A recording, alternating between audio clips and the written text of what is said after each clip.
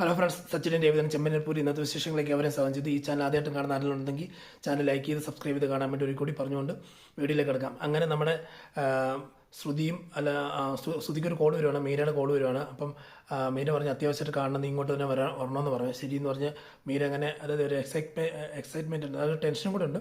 അങ്ങനെ നിൽക്കുവാണ്. അതേസമയത്ത് നമ്മുടെ സുധിയും ചന്ദ്രപതിയും കൂടി ചെന്ന് അമ്മേ വാ വാ നമുക്ക് പോയി ബിരിയാണി കഴിക്കാം എന്നൊക്കെ പറഞ്ഞ് ബിരിയാണി കഴിക്കാൻ വേണ്ടി അങ്ങോട്ട് പോകണം. അങ്ങോട്ട് ചെല്ലുമ്പോഴത്തേക്ക് തന്നെ അമ്മ പ്ലേറ്റ് എടുക്കുമെന്ന് പറഞ്ഞ് ചന്ദ്രപതി പ്ലേറ്റ് എടുക്കാൻ പോകുമ്പോഴത്തേക്ക് ഇവള് സുധി പെട്ടെന്ന് ഇത് തപ്പുക, ചെമ്പ് ഇങ്ങനെ വലിച്ചു നോക്കുമ്പോൾ, ചെമ്പിൻ്റെ അടപ്പ് വലിച്ചു നോക്കുമ്പോഴത്തേക്കും ബിരിയാണി എല്ലാം ബിരിയാണി കാലി ആകുമ്പോഴത്തേക്ക് ഇത് നോക്കിക്കൊണ്ട് നിൽക്കാറ് നമ്മുടെ രവീന്ദ്രൻ അടിപൊളി സൂപ്പറായിട്ടുണ്ട്. കാരണം ഇത്ര നേരം നിങ്ങൾക്ക് വേണം ചോദിച്ചാൽ നിങ്ങൾ വേണ്ടെന്ന് പറഞ്ഞു, അടുത്ത് വന്നിട്ട് വേണ്ടെന്ന് ചോദിച്ചപ്പോഴത്തേക്ക് വേണ്ടെന്ന് പറഞ്ഞില്ലേ. അപ്പോൾ ഈ ബിരിയാണിയൊക്കെ എന്താ വെച്ചാൽ ബിരിയാണിയൊക്കെ തീർന്ന് ഞങ്ങളും കാലിയാക്കി കൊടുക്കേണ്ടവർക്ക് കൊടുത്തു പോയിട്ട് നിങ്ങൾക്ക് ഇത്തിരി വൈകിപ്പോയി. കാരണം നിങ്ങൾക്ക് ഇപ്പം നിങ്ങളുടെ വ്രതം തീർന്നല്ലോ, അപ്പോൾ ഇത്തിരി വൈകിപ്പോയി, അതുകൊണ്ട് ഇപ്പം കിട്ടത്തില്ല എന്ന് പറഞ്ഞു. ഉടനെ എന്നിട്ടൊരു ഏമ്പൊക്കെ വിട്ട് കാണിക്കുമ്പോഴത്തേക്ക് രണ്ടുപേരും ആകെ ആസായി പോലെ, അതായത് ചൂളിപ്പോയതുപോലെ നിൽക്കുകയാണ്. അത് കഴിഞ്ഞുകൊണ്ട് രവീന്ദ്രൻ ചിരിച്ചുകൊണ്ട് പോകുമ്പോഴത്തേക്ക് അമ്മേ എന്താ അമ്മേ നമുക്ക് മാത്രം കിട്ടാത്തതെന്നൊക്കെ ചോദിച്ചുകൊണ്ടിരിക്കുമ്പോൾ ഒറ്റയടി വെച്ച് കൊടുക്കുകയാണ് നമ്മുടെ ചന്ദ്രമതി. ഇവിടെ നമ്മുടെ ചന്ദ്രമതി നമ്മുടെ ശ്രുതിക്കിട്ട്. അങ്ങനെ അത് കഴിയുമ്പോഴത്തേക്ക് ശ്രുതി വന്ന് മീരയുടെ വീട്ടിൽ വന്നപ്പോഴത്തേക്ക് വീട്ടിൽ കയറുമ്പോൾ ഒരാളങ്ങനെ തിരിഞ്ഞ് നിൽക്കുന്നുണ്ട്. അപ്പോൾ മീരോട് ചോദിക്കും എന്നാണ് നീ എന്നെ കാണണമെന്ന് പറഞ്ഞ്, എന്താ കാര്യം എന്ന് ചോദിക്കുമ്പോഴത്തേക്ക് ഞാനില്ല കാണണമെന്ന് പറഞ്ഞ്, ഇന്ന ആളാ കാണണമെന്ന് പറഞ്ഞ് എന്ന് പറയുമ്പോൾ ആണോ ആരാ ഇന്ന ആളെന്ന് പറയുമ്പോഴത്തേക്ക് തിരിഞ്ഞ് നോക്കുമ്പോഴത്തേക്കും നമ്മുടെ ബീരാൻ ചോദിക്കുന്നത് എന്താ ഇവിടെ താനെന്താ ഇവിടെ എന്ന് ചോദിക്കും. ശ്രുതി ഒരു കാര്യം പറഞ്ഞേക്കാം, എനിക്ക് നിൽക്കളിയില്ലാതെ മാറിയേക്കാം. കഴിഞ്ഞ ദിവസമാണെങ്കിൽ ഒരു സംഭവം നടന്നെന്ന് ചോദിക്കും. എന്നിട്ട് എന്നാ സംഭവം തന്നെ, നിങ്ങളുടെ ബിരിയാണിയൊക്കെ എങ്ങനെ ഉണ്ടായിരുന്നു? ബിരിയാണി എങ്ങനെ സൂപ്പറായിരുന്നു. എന്നാ കാര്യം എന്നാ പൂ പോലത്തെ ചിക്കൻ ഉണ്ടായിരുന്നു ചോദിച്ചാൽ നല്ല ചിക്കനായിരുന്നു. അതെ എൻ്റെ കടയിൽ നിന്ന് മേടിച്ചത്, അതായത് രേവതി വന്ന് മേടിച്ചത് എൻ്റെ കടയിൽ നിന്ന് മേടിച്ചത്. അന്ന് ഞാനെന്തോ പുതപ്പൊക്കെ മൂടി വെച്ച് ഞാൻ രക്ഷപ്പെട്ടു. പക്ഷേ ഒരു കാര്യം പറയും, ഇനി അങ്ങനെ നിക്കക്കളി ഉണ്ടാകത്തില്ല. ഇവിടെ നിന്ന് കഴിഞ്ഞാൽ എനിക്ക് പണി കിട്ടും. അതുകൊണ്ട് മാക്സിമം ശ്രുതി എങ്ങനെയും അതിൽ നിന്ന് ഒഴിവാക്കണം എന്ന് പറയുമ്പോഴത്തേക്ക് നീ എന്തിനാ ഇവിടെ വന്നത്, നീ വേറെ എവിടെ പോകും? ഞാനിവിടെ പോകാനാ. കാരണം ഞാൻ ഇവിടെ നിന്ന് പറഞ്ഞാൽ എൻ്റെ ബന്ധുക്കാരും സ്വന്തക്കാരും എല്ലാവരും ഇവിടെ കിടക്കുന്നത്. ഇപ്പം ഞാനിത് വിട്ടിട്ട് ഞാൻ വേറെ എവിടെ പോകാനാ? എനിക്ക് ജീവിതമാർഗം വേണ്ടേ? എൻ്റെ എന്താ ഭാഗ്യദോഷം കൊണ്ട് എനിക്ക് അഭിനയിക്കണമെന്ന് പറഞ്ഞപ്പോഴത്തേക്ക് നിങ്ങൾ ആ ചാൻസ് യൂസ് ചെയ്ത് കാരണം നിങ്ങൾ എന്നെ തക്ക സമയത്ത് വലിയ രീതിയിൽ എന്നെ കൊണ്ടുപോകുന്ന ഓർത്ത് നിങ്ങൾ കൊണ്ടുപെടുത്തി തന്നാൽ നിങ്ങളുടെ വീട്ടിലെ ആൾക്കാരെല്ലാം പരിചയപ്പെടുത്തി എൻ്റെ ഇളയപ്പനാണെന്നുള്ള രീതിയിൽ എന്നെ പരിചയപ്പെടുത്തി. ഇപ്പം ആകെ ഒരു വല്ലാണ്ട് രീതിക്ക് നിനക്കറിയാമല്ലോ, സച്ചി എന്ന് പറയുമ്പോഴത്തേക്ക് സച്ചി ഇറച്ചി വെട്ടുന്ന പോലെ എന്നെ വെട്ടും. അതുപോലെ രീതിയിൽ കാര്യങ്ങൾ പൊയ്ക്കൊണ്ടിരിക്കും. അതുകൊണ്ട് പെട്ടെന്ന് തന്നെ ഇതിൻ്റെ കാര്യത്തിൽ ഒരു തീരുമാനം എത്തിക്കണം എന്ന് പറഞ്ഞു. ഞാൻ ഇന്നത് എത്തിക്കാനെന്ന് നോക്കുമ്പോഴത്തേക്ക് എനിക്കതൊന്നും അറിയണ്ട. കാരണം ഞാൻ അത്ര രീതിയിൽ കോംപ്ലിക്കേഷൻ ആയിട്ടുണ്ട്. സച്ചിൻ രേവതി എന്നെ കാണാൻ ചാൻസ് ഉണ്ട്, അവർ ഇനി അങ്ങോട്ട് വരാൻ ചാൻസ് ഉണ്ട് എന്നുള്ള രീതിയിൽ പറയുവാണ്. അപ്പം എന്തെങ്കിലും ചെയ്തേ പറ്റുള്ളൂ എന്ന് രേവതിയോട് മറ്റേ പുള്ളി പറയുവാണ്, ബീരാൻ പറയുവാണ്. ശരി ആയി നോക്കട്ടെ എന്ന് പറയുവാണ്.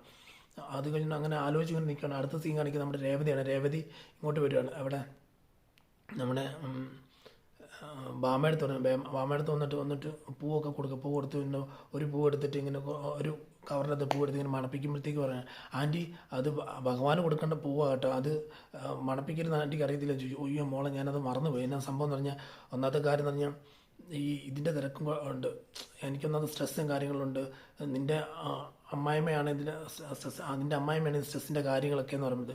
അതിൻ്റെ ആൻറ്റി അങ്ങനെ ഒന്നാമത്തെ കാര്യം നിനക്കറിയാമല്ലോ. കാരണം അവൾ എന്നെ ഒരു ദിവസം 2 പ്രാവശ്യം വിളിച്ചുകൊണ്ടിരുന്നത്. ഞാൻ പിന്നെ വീട്ടിൽ വന്നിട്ട് പോലും അവൾ എന്നെ മൈൻഡ് ചെയ്തില്ല. ഇതിനെല്ലാം കാരണം എന്ന് പറയുമ്പോഴത്തേക്ക് ആ പൈസ പോയതാണ്. പൈസ പോയിട്ട് അവൾക്ക് തിരിച്ച് കിട്ടുകയും ചെയ്തു. പക്ഷേ അത് കഴിഞ്ഞ് പിന്നീട് പ്രശ്നങ്ങളൊക്കെ ഉണ്ടായപ്പോഴത്തേക്ക് അവളിപ്പോൾ എന്നെ മിണ്ടുന്നുമില്ല, പറയുന്നുമില്ല. ഞാൻ അത്ര രീതിയിൽ സ്ട്രെസ്ഡാണ്. എനിക്കാണെങ്കിൽ രേവതി മോൾ ചെയ്യത്തില്ലെന്ന് ഞാൻ അവളോട് പറഞ്ഞു, അതവൾ വിശ്വസിക്കുന്നില്ല. പിന്നെ സച്ചിമോൻ വന്നിട്ട് സങ്കടപ്പെട്ട് ഞാൻ സച്ചിമോനോട് സത്യങ്ങളെല്ലാം പറഞ്ഞു. അത് നിൻ്റെ വീട്ടിൽ വന്ന് സച്ചിമോൻ പറഞ്ഞപ്പോഴത്തേക്കാണ് അവൾക്കത് വിഷയമായി മാറിയത്. അപ്പോൾ അവളെ കുറ്റപ്പെടുത്തി എന്നുള്ള രീതിയിൽ ആകെ ഒരു ബുദ്ധിമുട്ടായിട്ട് നിൽക്കുക. ഇപ്പോൾ എന്താ ചെയ്യേണ്ടത്, എങ്ങനെ ചെയ്യുന്നത് എനിക്കറിയത്തില്ല. പക്ഷേ എന്താണ് കാര്യങ്ങളെല്ലാം കലങ്ങി തെളിഞ്ഞില്ലേ. സച്ചിമോനെ പോലെ ഒരു മകനെ കെട്ടിയിട്ട്, അല്ലെങ്കിൽ രേവതി മോളെ പോലെ ഒരു മരുമോളെ കെട്ടിയിട്ട് അവൾക്ക് നല്ല രീതിയിൽ കൊണ്ടു നടക്കാറില്ല. എൻ്റെ മകനാണെങ്കിൽ തന്നെ എൻ്റെ മരുമോൾ കൊണ്ടുപോയി. അത് എന്താ ചെയ്യാനാ ആ രീതിയിൽ അങ്ങനെ കാര്യങ്ങളൊക്കെ പൊയ്ക്കൊണ്ടിരിക്കുക. ഇപ്പോൾ ഇവിടെ ആണെന്നുണ്ടെങ്കിൽ എനിക്ക് സ്ട്രെസ് കൂട്ടിയിട്ട് പോയി. എന്തായാലും കാര്യങ്ങളെല്ലാം സോൾവ് ആയല്ലോ. ഇനിയിപ്പം നിനക്ക് നിൻ്റെ കാര്യം സോൾവ്, നിന്നെ രക്ഷപ്പെടുത്തിയെന്ന് ശ്രുതിമോൾ അടിയെന്നൊക്കെ പറഞ്ഞപ്പോഴത്തേക്ക്, ശ്രുതിയോ എനിക്ക് മനസ്സിലായില്ല ആൻറ്റി എന്ന് പറയുമ്പോഴത്തേക്ക്, വേറൊന്നുമല്ല ശ്രുതി അവളുടെ മാല വിറ്റ് 2 ലക്ഷം രൂപ കൊണ്ട് തൻ്റെ തന്നു. എന്നിട്ട് അത് ഡ്രോയിലെടുത്ത് വെച്ചോ, സാരിയുടെ ഇടയ്ക്കോ അല്ലെങ്കിൽ തുണി ഇടയ്ക്കോ എങ്ങനെയും കയറി ഇരുന്നതാണെന്ന് പറഞ്ഞാൽ മാത്രം മതി എന്നുള്ള രീതിയിലാണ് ശ്രുതിമോൾ എൻ്റെ അടുത്ത് തന്നെ. അതെന്തിനാ എൻ്റെ ശ്രുതി അങ്ങനെ ചെയ്തതെന്ന് പറയുമ്പോഴത്തേക്ക്, വേറെ ഒന്നുമല്ല, വീട്ടിൽ നിനക്ക് ഭയങ്കര വിഷയമാണ്, ശരത്തിൻ്റെ വിഷയം, അല്ലാത്ത വിഷയം, വീട്ടിലെ പ്രശ്നം, പിന്നെ നിനക്ക് കാശില്ല എന്നുള്ള രീതിയിലുള്ള നിൻ്റെ കുറ്റപ്പെടുത്തൽ, അവഗണന എല്ലാം ചന്ദ്രമതി ചെയ്യുന്നുണ്ട്. ഇപ്പോൾ ഈ വിഷയം കൂടെ ആയപ്പോഴത്തേക്ക് നല്ല രീതിയിൽ പണി കിട്ടുമെന്ന് അവൾ നിനക്ക് നല്ല രീതിയിൽ പണി തരുമെന്ന് ഓർത്തിട്ടാണ്. അതായത് നീ ആത്മഹത്യയുടെ സ്റ്റേജിൽ നിൽക്കുക, ആത്മഹത്യയുടെ സ്റ്റേജിൽ നിൽക്കുക എന്നൊക്കെ ശ്രുതി പറഞ്ഞിട്ട്, അപ്പോൾ ശ്രുതി കൊണ്ട് സ്വന്തം മാല പണയം വെച്ചിട്ട്, അല്ല മാല വിറ്റിട്ടാണ് കൊണ്ട് ക്യാഷ് തന്നത്. എന്താ ചെയ്യേണ്ടത് ഇപ്പം? വേറൊന്നുമല്ല, ഇത്രയും കാര്യങ്ങളെല്ലാം നിനക്ക് മനസ്സിലായല്ലോ. ഇപ്പോൾ അവളാണ് നിന്നെ ഏറ്റവും കൂടുതൽ സഹായിച്ചത്, അവൾ കാരണം കൊണ്ടാണ് നീ ഇപ്പം ഇങ്ങനെ നിൽക്കുന്ന, സന്തോഷത്തോടെ നിൽക്കുന്ന പറഞ്ഞാൽ എനിക്ക് മനസ്സിലാകുന്നില്ല ആൻറ്റി പറയുമ്പോഴത്തേക്ക്. നിൻ്റെ വീട്ടിലെ വിഷയങ്ങൾ കംപ്ലീറ്റ് മാറ്റാൻ വേണ്ടിയാണ് ശ്രുതി ഈ മാല വിറ്റിട്ട് 2 ലക്ഷം രൂപ തന്നേ ആൻറ്റി, തന്നേ രേവതി. മാത്രമല്ല ഇത് ആരോടും പറയരുത്, അവൾ പ്രത്യേകം പറഞ്ഞിട്ടുണ്ട്, അതുകൊണ്ട് മാത്രം ഞാൻ ആരോടും പറയാതിരുന്നേ എന്നൊക്കെ പറയണേ. ശരി ആയിക്കോട്ടെ എന്നൊക്കെ പറഞ്ഞ് ഇങ്ങനെ നിൽക്കുമ്പോഴത്തേക്കും ശ്രുതി ഇങ്ങനെ കൺഫ്യൂഷൻ അടിച്ച്, ഇതെന്നെ ഇങ്ങനെ സംഭവിക്കാൻ കാര്യം എന്താണെന്നുള്ള രീതി ഇങ്ങനെ നിൽക്കണം. അത് കഴിഞ്ഞാൽ പെട്ടെന്ന് സച്ചിയെടുത്ത് വരിക. സച്ചിയെടുത്ത് വന്നിട്ട് പറയാം, സച്ചിയുടെ എനിക്കൊരു കാര്യം പറയേണ്ടത്. എന്നാ കാര്യം? ഇന്ന പോലെ ശ്രുതി മാല വിറ്റിട്ടാണ് ആ ക്യാഷ് എടുത്തിട്ട് അവിടെ 2 ലക്ഷം രൂപ കൊണ്ട് കൊടുത്തതെന്ന് പറയുമ്പോൾ എനിക്ക് വിശ്വസിക്കാൻ പറ്റുന്നില്ല.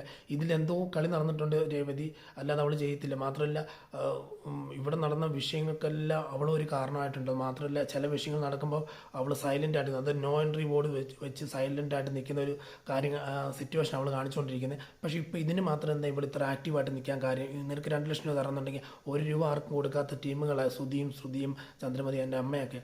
പക്ഷേ ഇതിൻ്റെ അകത്ത് 2 ലക്ഷം നിനക്ക് തരണമെന്നുണ്ടെങ്കിൽ അതിൻ്റെ അകത്ത് തക്ക സമയത്ത് അതിൻ്റെ അകത്ത് എന്തോ ഒരു കാരണമുണ്ട്. എൻ്റെ ഒരു സംശയം, ഞാൻ നിന്നൊരു കാര്യം ചോദിക്കട്ടെ? പറ. അതായത് ഒരാൾ ഒരു സാധനം, ഒരു പ്രൊഡക്റ്റ് ഒരു സ്ഥലത്ത് വെച്ചിട്ട് അത് എടുക്കുകയാണെന്നുണ്ടെങ്കിൽ അതിൻ്റെ ഓണർ എന്നിട്ട് സ്വാഭാവികമായിട്ട് അത് തപ്പത്തില്ലെന്ന് ചോദിക്കും. അതപ്പം അതുപോലെ തന്നെയാണ്.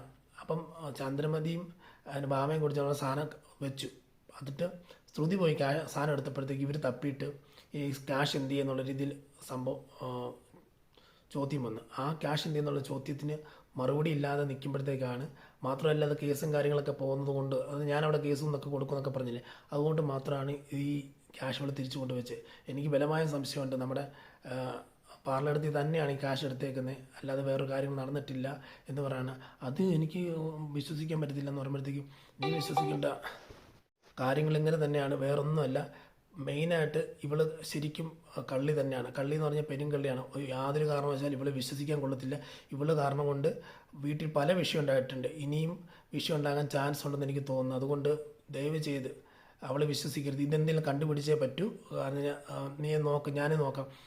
അത് 2 ലക്ഷം എന്ന് പറയുമ്പോഴത്തേക്ക് വെറുതെ കിട്ടുന്നതല്ല. അവളൊക്കെ 1 രൂപ പോലും മുടക്കാത്തവൾ നമുക്ക് വേണ്ടി ഈ 2 ലക്ഷം രൂപ, അവളുടെ അതും താലിമാല വിറ്റിട്ട് ക്യാഷ് കൊണ്ട് തരണം എന്നുണ്ടെങ്കിൽ അവൾ അതിൻ്റെ അകത്ത് വലുതായിട്ട് എന്തോ കാണുന്നുണ്ട്. അവൾ ചെയ്ത തെറ്റ് മറയ്ക്കാൻ വേണ്ടി ചെറുതായിട്ടല്ല വലുതായിട്ട് രീതിയിലുള്ള കള്ളത്തരം കാണിച്ചിട്ട് നിൽക്കുന്നത്. അതുകൊണ്ട് മാത്രമല്ല ഈ പെരുങ്കളിയെ നമ്മൾ പിടിച്ച് നമ്മൾ ഇല്ലാതാക്കാൻ, കാരണം അത് കാര്യങ്ങൾ ആ സ്റ്റേജിലൊക്കെ നമ്മൾ എത്തിക്കണം എന്നുള്ള രീതി പറഞ്ഞിട്ട് ഇങ്ങനെ എന്താണെങ്കിലും ആ 2 ലക്ഷം രൂപ, ആ 2 ലക്ഷം ചേട്ടൻ ഷെൽഫിൽ ഇരിപ്പുണ്ട്. അതെടുത്ത് നമ്മുടെ വണ്ടിക്കാരനും കാര്യങ്ങളെല്ലാം കൊടുക്കും, ഡ്യൂവും കാര്യങ്ങളും കൊടുക്കും, ബാക്കിയുള്ളത് ബാങ്കിൽ കൊണ്ടിട്ട് എന്ന് പറയും.